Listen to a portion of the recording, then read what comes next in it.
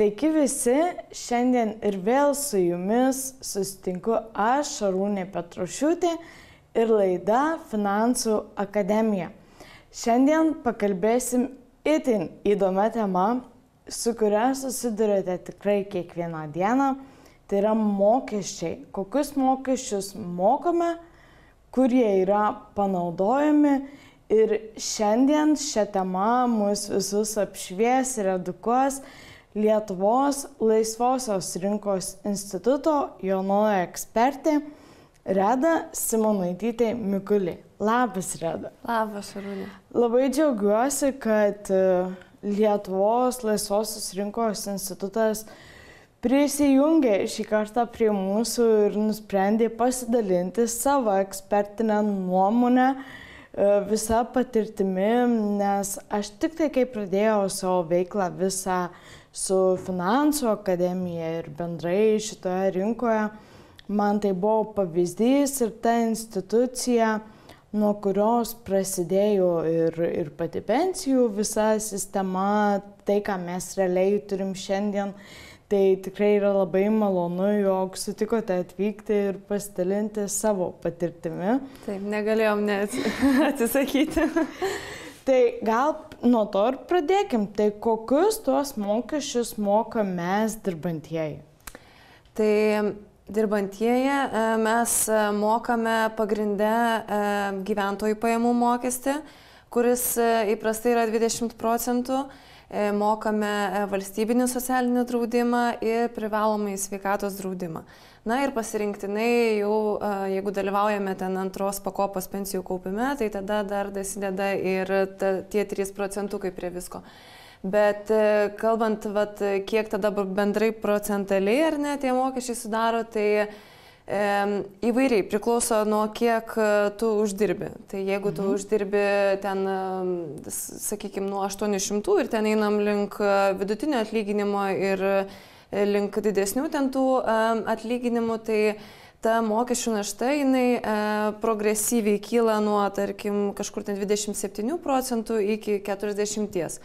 O kyla šita našta dėl taikomo neapmokestinamojo pajamų dydžio, kuris skiriasi ir jo skaičiavimo formulė skiriasi tam tikras pajamas uždirbantiems žmonėms. Tai jeigu ten uždirbi mažiau, tai tau daugiau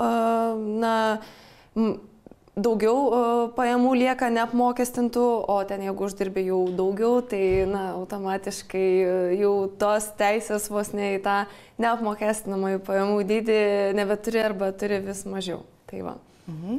Ir kur šitie pinigai yra panaudojami, kur kiekvienas mes dirbantysis galim pajausti realiai savo gyvenime, kad sumokėjau mokesčius ir dažnai kyla klausimas žmonėm, tai kur tie mūsų mokesčiai čia dabar keliauja? Iš tikrųjų, jeigu taip kalbant, kur tie visi mokesčiai yra panaudojami, tai kiekvienas žmogus mokėdamas mokesčius, jis, kaip sakyti, neša pinigus į vieną bendrą katilą. Ir tada iš to bendro katilo valstybė paskirsto pinigus tam tikroms sritims. Tai tą katilą galime vadinti biudžetu, ar ne, kuris dabar yra kaip tik svarstomas Seime. Ir iš visų pateiktų dokumentų aiškiai galime matyti, kokios yra prioritetinės valstybės sritis. Tai yra švietimas, socialinė apsauga, sveikatos apsauga, gynyba ir taip toliau. Bet, pavyzdžiui, nėra ten, tarkim, taip, kad mes mokame akcizo mokestį ir matome dėl to mokamo akcizo mokesčio geresnius kelius. Tai taip nėra, tai viskas yra išskirstoma iš to, kaip ir sakiau, bendro katilo viskam. O kad ar mes konkrečiai matome ar ne, kur yra tie mokesčiai panaudojami, tai tikrai sakyčiau, kad matome. Mes ir turime galimybę, taip, net pasakysiu, mėgautis tiesiog krašto apsauga, ar ne, būti apsaugotiems, mėgautis kultūros paslaugomis, lankyti teatrus, koncertus, ar ne, kažkiek pigiau ir panašiai. Sveikatos apsauga mes galime naudotis nemokamai ir panašiai. Tai čia mes galime matyti tas naudas. Aišku, kartais mums kyla tiems mokesčių mokėtojams tokių minčių, kad galbūt tų mokesčių mes sumokame per daug. Galbūt mums net kyla noras jų išvengti kažkaip ar pasitraukti į šešėlį. Tai manau, kad neretam Lietuvos gyventojų tokių minčių kyla. O tada reikia aiškintis, kodėl tokių minčių kyla. Tai gal tas mokesčių mokėtojas jaučiasi kažkur jam skauda. Galbūt jis ilgai laukia eilėse. Galbūt jis, nežinau, nuėjęs į kokią nors valstybės instituciją, ten yra, su juo yra elgiamasi ne kaip su klientu, o kaip veikiau su tarnu, kuris ar nesumoka mokesčius, o ten kitai tik tai gali iš to pasipelnyti. Tai va, tai tos atskaitomybės iš valstybės svarba, jin yra tikrai nenuneigiama ir jos didinimas galėtų būti visų mūsų bendras tikslas.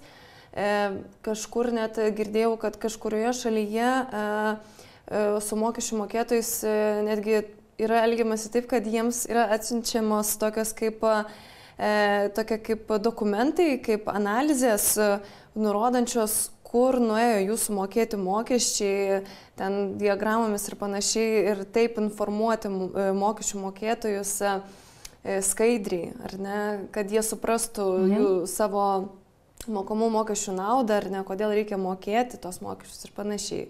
Tai va, tai mes ir kaip tik ir edukuojame jaunąją kartą šią temą ir atnaujiname kaip tik vadovėlį savo ekonomiką per 31 valandą. Ir tenai irgi transliuojame tokią žinutę, kad viskas turi būti visų pirma paprasta, ar ne? Mums turi būti paprasta mokėti mokesčius, turi būti viskas skaidru, mes turime žinoti, ar ne, kur nueina mūsų sunešamos lėšos. Ir tai yra svarbu, išvengiant tokių visokių neigiamų minčių, kad aš nebenoriu mokėti mokesčių ar panašiai. Nes, kaip mes ir sakome, tai jaunai kartai, jeigu tu galėtum rinktis mokėti mokesčius ar ne, tai tu gali rinktis ir abu variantus. Šiaip negali rinktis, nes tada tau ateis baudas, bet jeigu, tarkim, hipotetinėje situacijoje tu galėtum rinktis, tai jeigu tu nemokėtum mokesčių, tu tada nesilaikytum tos tiesiog socialinio kontrakto tarp savęs ir valstybės ir negautum visų viešųjų paslaugų, kurias kitu atveju tu gautumai. Tai kitu atveju netgi gal ir tektų didesnę dalį savo pajamų ar ne atsidėti kažkokiems toms sritims, ar ne, kurias mes nemokamai gauname. Ir kurių galbūt net neįvertiname, kitą kartą gaudami ir nesuprantame, kiek iš tikrųjų moka. Man visai nesnei teko domėtis, yra pavyzdžiui ir ligonių kasose pateikta informacija, kiek tam tikri mūsų apsilankymai, vizitai pas gydytojus, kiek kainuoja ir tai yra viešai prieinama ir kitą kartą, kai pagalvojam, kiek daug mokesčių mes sumokam, bet iš tikrųjų ypatingai, pavyzdžiui, onkologinių ligų atveju, tai gydymas labai didelius pinigus kainuoja ir tai galima pamatyti, kiek realiai vieno žmogaus gydymas kainuoja mokesčių mokėtojams ir kiek mes patys į tą katilą sunešam. Ir dar lygiai taip pat pasižiūrėjus, miesto gatvės, suoliukai, ant kurių mes prisėdame, pasivaikščiodami su savo šeima, tai yra lygiai taip pat iš to pačio katilo. Dalis, žinoma, ateina ir iš struktūrinių fondų paramos, bet net ir ten mes patys susimokam už narystę. Taip, tai savivaldybės netgi vykdo tuos dalyvaujamosius biudžetus, jie taip vadinasi, kur kviečia miestų ir miestelių gyventojus ar ne kartu dalyvauti, paskirstant tas biudžeto lėšas, kur jie mato, kad labiausiai reikia. Tai didinama yra ta atskaitomybė, didinamas yra tas skaidrumas, bet visą laiką potencialo tobulėti yra kur. Ir man labai patiko ta mintis, ta idėja, kur šalis yra pritaikiusi ataskaitą tarsi parengti. Tai čia Lietuvai puikia perspektyva ir idėja į ateitį. Ir aš net galvoju, kad tokiu atveju ta atskaitomybė ir būtų esminis akcentas, kuris didintų pasitikėjimą valstybę. Taip, tai čia tas jo atskaitomybė, jinai didintų galbūt net ir, taip ir be abejo, tą skaidrumą, paprastumą, jinai didintų ir tą patį mūsų norą, ar ne, mokėti mokesčius. Jeigu aš matau konkrečią, ar ne, vizualią, materialią naudą, ar ne, man galbūt nebetenka laukti eilėse, mane maloniai aptarnauja, aš esu kaip klientas ar ne tose institucijose, tai man pačiam kiltų ar ne noras mokėti mokesčius ir prisidėti prie viso to gėrio bendro. Ir kiek vidutiniškai žmogus sumoka tų mokesčių, per metus ar ten per mėnesį, įdomu, skaitinė išraiška, kaip tai atrodo? Tai iš tikrųjų, tai skaitinė išraiškai gauti mes turim labai naudingą įrankį institute, tai atnaujinome tiksliau mokumokesčius.lt skaičiuoklę, kurioje kiekvienas dirbantysis pagal darbo sutartį gali pasiskaičiuoti, kiek jisai mokesčių sumoka nuo savo atlyginimo ir kiek dar į savo mokesčių sumoka vartodamas. Tai pirkdamas bendrojo vartojimo prekes, ten už 21% pridėtinės vertės mokesčio tarifą, taip pat ir su lengvatiniais PVM tarifais ir panašiai, akcizai be abejo. Tai tarkime, jeigu kalbame apie vidutinį atlyginimą uždirbantį žmogų, tai jis per metus sumoka su visais atlyginimo mokesčiais ir su pridėtinės vertės ir akcizais, jisai sumoka apie 10 000 eurų per metus. Jeigu taip sakyti, kiek per mėnesį jisai nuo atlyginimo sumoka, tai apytikslis skaičius kažkur būtų 750 eurų. Jo, tai o ta skaičiuoklė dar ir duoda tokį labai naudingą pastebėjimą. Mes norėdami parodyti, kur tos lėšos galbūt ar nenueina, kad žmogui būtų šiek tiek aiškiau suprasti. Tai mes ir padarėm ten tokį kaip čekiuką, kuris išlenda susivedus visas savo pajamas ir visas savo išlaidas, kad susižinoti vartojimo mokesčius, tai išlenda po to toks čekiukas, kur parodo, kuri dalis mūsų šitų sumokamų mokesčių nueina finansuoti tam tikras valstybės sritis. Tai, pavyzdžiui, ten apie 10% nueina švietimui ir sveikatos apsaugai, apie 40% nueina socialiniai apsaugai tų mūsų sumokamų mokesčių, taip jeigu vertinant pagal vidutinį darbo užmokestį. Tai tai iš tikrųjų dideli tie skaičiai, bet mes turim suprasti, kad, už tai mes ir gaunam tam tikrus dalykus ir tai yra toks kaip tokia sutartis ar ne tarp manęs ir valstybės, kad gaučiau tas paslaugas ir man nereikėtų jomis rūpintis pačiam. O koks dabar yra vidutinis atlyginimas, kad žiūrovai labiau suprastų, iš kur tas 10 000? Jo, tai vidutinis tas atlyginimas dabar čia buvo liktai 23 metų pirmo ketvirčio, jeigu neklystu, tai 1900 eurų ant popieriaus. Tai čia toksai atlyginimas.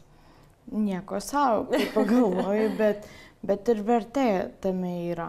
O kokie yra dar papildomi tie mokesčiai? Kalbėjom, yra pridėtinės vertės mokestis, akcizas, tų mokesčių turbūt yra labai daug, kurie yra nežinomi. Tai gal šiek tiek apie tai dar galite. Jo, tų mokesčių yra daug, ten kone apie, netoli ten 20, jeigu taip tą pilną skaičių sakyti. Tai be pridėtinės vertės, be GPM yra ir pelno mokestis, ir nekilnojamo turto mokestis, ir paveldimo turto mokestis, konsulinis mokestis. Aš čia galėčiau ir vardinti, ir dar ten mokesčiai už aplinkos teršimą ir panašiai. Daug yra tų mokesčių, bet, aišku, mes neturime kiekvieno mokėti, priklausomai nuo to, kokia yra mūsų padėtis. Ar tai mes esame fizinis asmuo, dirbantis pagal darbo sutartį, ar tai mes esame įmonė, ar ne, ir panašiai. Ar naudojam vienas prekes, ar ne? Taip, jo, būtent, ar mes vartojam alkoholį, ar mes perkam cigaretės, ar ne, jeigu mes neperkam, tai mes ir nemokame nuo tų prekių akcizų. Ar galbūt mes nevairuojam automobilio, tai mes irgi pildami kurą, nesipilam kurą ir nemokame akcizo. Bet galbūt mes perkam mašiną, tai tada mes mokam mokestį už aplinkos teršimą. Tai, visokių tų opcijų yra, jo. O kokio mokesčio yra surinkama daugiausiai? Daugiausiai tai yra surenkama pridėtinės vertės mokesčio, netoli nuo jo atsilieka gyventojų pajamų mokestis, tai va šitie daugiausiai yra, bet jo, tai čia reikia jaučiu atkreipti dėmesį į tai, kad kiekvieno mokesčio tikrai gali būti surenkama daugiau, jeigu ta pati mūsų mokesčių sistema yra skaidresnė, paprastesnė, tada mes jau taip lengviau viską mokam ir noriai. Mhm. Ir dabar prisimenu, jau daug metų atgal, dar nuo Baltojo tilto leidome tokį milžinišką čekį, kuriame buvo ten daug visokios informacijos prirašyta. Ir tai buvo pirmas kartas, kai aš išgirdau apie laisvės nuo mokesčių dieną. Tai kas yra ta diena, kas ten tame čekyje buvo, aš tai žinau. Bet labai norėčiau, kad ir laidos žiūrovai apie tai sužinotų. Net neabejoju, jog tikrai yra pirmą kartą girdinčių apie tokią dieną.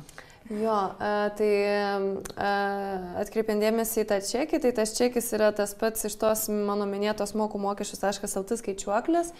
Jinai paskaičiuoja, mes kai suvedame savo pajamas ir išlaidas, jinai paskaičiuoja mūsų individualią laisvės nuo mokesčių dieną.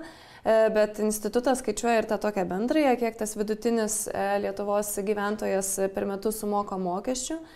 Tai ta laisvės nuo mokesčių diena yra tokia, kad jinai parodo, kiek mes turime per metus dirbti tam, kad sumokėtume mokesčius. Tai šiais metais, man atrodo, apskaičiavome, kad laisvės nuo mokesčių diena buvo kažkur apie gegužės 20, gal 23, tai reiškia mes iki gegužės 23 dienos dirbame vien tam, kad sumokėtume mokesčius, jeigu taip atskaityti, o nuo gegužės 23 mes pradedame gyventi tik tai savo. Tai va čia tokios tos proporcijos išsidalina, tai va, o kiekvienas, kaip ir sakiau, gali susižinoti tą dieną individualiai. Tai va, bet kas dar svarbu paminėti, tai kad ta laisvės nuo mokesčių diena viena nevaikšto, dar turime ir švenčiame ir pagarbos mokesčių mokėtojams dieną. Dar ir tokia yra? Jo, tai ją švenčiame šiek tiek anksčiau ir jinai yra instituto dėka įrašyta į tų atmintinų dienų sąrašą Lietuvoje. Tai pagarbos mokesčių mokėtojams diena yra tokia kaip proga, ar ne, prisiminti mokesčių mokėtojus ir įvertinti, kaip yra taupiai ir atsakingai naudojami mūsų sunešami mokesčiai, ar ne.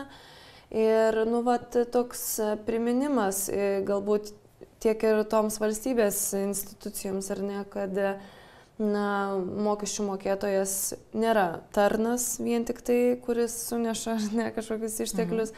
Mokesčių mokėtojas yra klientas ir tokiu būdu, prisimenant tą tokį ar nesveiką santykį, mes didiname skaidrumą, mes didiname pasitikėjimą valstybę, o galiausiai mes ir priimam tuos geresnius informuotus sprendimus jau, kas liečia ten, tarkim, valstybės valdymą ar panašiai. Tai čia tokia ta tikrai šauni diena, kad suprasti, kad valstybė kad mes nesam vien tik tai sunešėjai tų mokesčių, ar ne. Mes irgi turim savo teisės, mes turim žinoti, kur nueina tie mokesčiai. Mes turim suprasti ir matyti. Tai vertinga diena ir tokia priverčianti, skaičiau, susimastyti daugiau. Taip. Ir ta laisvės nuo mokesčių diena man tokia irgi labai simbolinė, įsivertinti ir suvokti, jog faktiškai pusę metų, taip daugiau mažiau, mes mokame vien tik tai mokesčius ir jau likusią tą dalį pradedam gyventi savo. Tik kita vertus gauname, žinoma, ir tą papildomą naudą iš sumokamų mokesčių. Tai vis dėlto, kai vaikštom savo nuostabiais, gražiais, atnaujintais parkais arba matom šviesą degančią mieste, jog tai yra tik tai dėl to, mokam tos mokesčius. Ir aš čia dar vieną tokį klausimą turėjau, bet galvoju, jis toks ne visai turbūt tinkantis, bet ar įmanoma nemokėti mokesčių? Turbūt ne. Ar įmanoma nemokėti?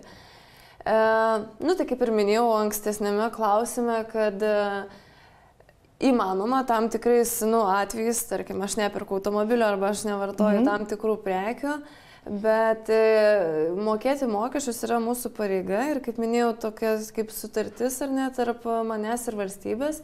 Tik tai reikia, aišku, kad tas mokesčių mokėjimas jisai būtų patrauklus ir paprastas. Nes tada mes pradėsime savanoriškai mokėti tos mokesčius, mums nebebus paskatų vengti jų, trauktis į šešėlį ir panašiai. Ir tokiu būdu netgi mes ir institute laikomės tokios pozicijos, kad nereikėtų iš karto bausti tų mokesčių mokėtojų. Jeigu jie traukiasi ar ne iš to į tą šešėlį, tai reiškia, kad kažkas jiems nepatinka, reiškia, kažkuo jiems ta legali veikla yra nepatraukli. Nemato naudos. Taip. Tai galbūt reikėtų veikti kaip tik į šitą pusę, daryti tą legalią veiklą patrauklesnę, ar ne, galbūt tos mokesčius mažesnius taikyti ir panašiai, kad ta mokesčių našta neišgąsdintų nuo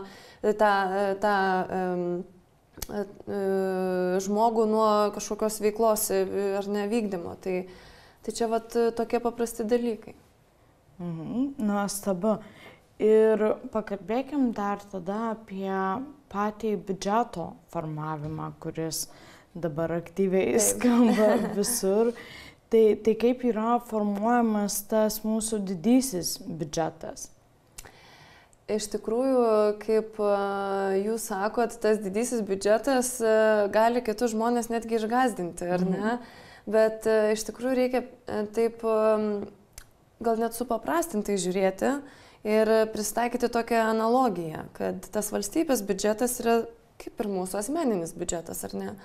Mes gauname pajamas, mes turime išlaidas. Jie susidėliojame pagal prioritetus, ar ne? Kažkokių nebūtinų išlaidų tam tikrą mėnesį atsisakome, ir tai bandome su tomis išlaidomis įsitekti į savo pajamas, kad mums jau netektų ten iš tų pajamų išlipti ir galbūt skolintis. Tai tas valstybės biudžetas yra vykdomas visiškai taip pat. Aišku, valstybė turi ten tas didesnės jau galimybės pasiskolinti ir kartais net nevengia išlipti už tos ribos. Tai formuojamas jis yra, sakyčiau, paprastai. Pirmiausia, yra atsižvelgiama kaip ir mūsų asmeninėme biudžete į tuos prioritetinius tikslus, įsipareigojimus, tuos ilgalaikius, tai socialinė apsauga, švietimas, sveikata, gynyba ir panašiai. O tada yra planuojamas galbūt kažkokios tai laikinosios priemonės, padėti, nežinau, kaip karui Ukrainoje, nukentėjusiems gelbėti ir panašiai. Tai kaip ir minėjau, nėra išvengiama išlipti iš tų pajamų ir jau kelis metus iš eilės netgi turime tą deficitinį biudžetą, kuriam padengti jau tenka skolintis. Tai taip ir yra kuriama tokia kaip, aišku, didinama skola ir automatiškai didinama našta ateitiems kartoms, mūsų vaikams, kurie turės padengti tą skolą mokėdami mokesčius.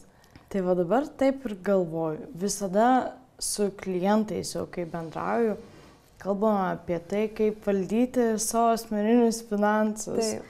Ir ką aš girdžiu, kalbant apie tą deficitinį biudžetą ir skolinimą, valstybės išrinktiesiems, atsakingiesiems, ar ne, ką mes deleguojame ir kurie formuoja tą biudžetą, turbūt irgi reikėtų pasimokyti valdyti asmeninius ir valstybės finansus. Be abejo. Ypač dabar, kai kitais metais artėja rinkimai, tai jau matome tokių pasiūlymų ar net dosnesnių iš tam tikrų politikų, kurie tik tai savo esme reiškia biudžeto išlaidų didinimą, ar ne? Ir kas yra blogai, ir ką netgi finansų ministrė atkreipė dėmesį, tai jie nenumato jokio to finansavimo šaltinio. Tai ta prasme, tai yra visiškai toks netvarus požiūris. Tai arba tu turi kažkokias išlaidas sumažinti biudžete, ar ne, jau tame pristatytame sumažinti, kad atsirastų vietos tavo tam pasiūlymui, arba tada jau turi tas pajamas didinti, mokesčius, bet čia irgi toksai svarbus aspektas, kad tu mokesčių automatiškai, taip mechaniškai nepadidinsi. Ir, taip, gali padidinti, gali padidinti, bet tai nereiškia, kad pajamų automatiškai biudžete padidės, nes, ką ir sakiau prieš tai, kad jeigu tau per sunkiai ta mokesčių našta, tai ta legali veikla tau gali pasidaryti tiesiog nebepatraukli. Tai. Supratau, tai ačiū Reda, kad atvykote pasidalinti savo žiniomis, savo ekspertiškumu ir ačiū visiems Finansų akademijos laidos žiūrovams. Tikiuosi, jog dabar situacija, kokius mokesčius mokam ir kur juos galime pamatyti realiai gyvenime, yra tikrai aiškesnė ir žinote, už ką mokate, kiek mokate ir kur galime pamatyti tuos išleidžiamus mokesčius.